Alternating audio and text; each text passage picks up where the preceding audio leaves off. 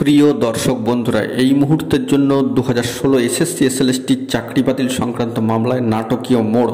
এই মুহূর্তে দাঁড়িয়ে আজকে ডেটে আর্জেন্ট খবর আপডেট। ভিডিওটিকে কোনোভাবে স্কিপ করবেন না, শেষ পর্যন্ত ওয়াচ করবেন, চ্যানেলটিকে সাবস্ক্রাইব করে সঙ্গে থাকবেন। চলুন কথাবার্তা না বাড়িয়ে মূল টপিকে ফোকাস করি।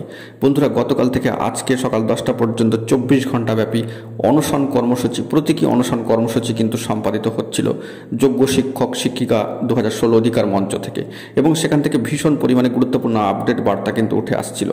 কিন্তু আজকে দেখা গেল সর্বোচ্চ ন্যায়ালয় সুপ্রিম কোর্টে এক নাটকীয় মোড়।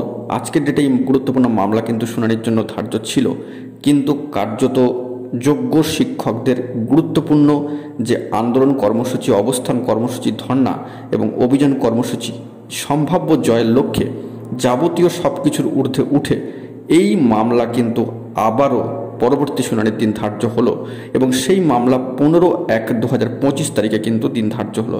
অর্থাৎ সম্ভাব্য জয়ের লক্ষ্যে কিন্তু আবারও অপেক্ষা যোগ্য শিক্ষক শিক্ষিকা অধিকার মঞ্চ 2016। যোগ্য শিক্ষক শিক্ষাকর্মীদের যে গুরুত্বপূর্ণ আন্দোলন কর্মসূচি তা জারি রয়েছে। বিভিন্ন ধরনের গুরুত্বপূর্ণ পদক্ষেপ ও বার্তা কিন্তু উঠে আসছে। সে বিষয়ে আমরা খোঁজখবর রাখছি। জরুরি তথ্য পেলে সবটাই প্রোভাইড করব। এখন এটুকুই, ধন্যবাদ।